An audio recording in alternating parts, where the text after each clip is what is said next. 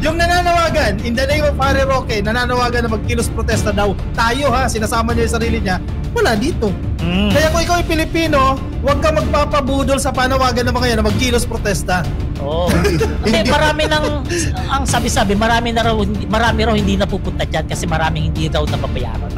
Magkaiba po ang nangyayari sa Nepal sa Pilipinas. Sa Nepal po, ang kini-question doon, ang kinagagalit ng mga tao, yung kinalang head of government or head of state, yung kanilang prime minister or presidente ay masyadong may lavish na pamumuhay. Mga corrupt.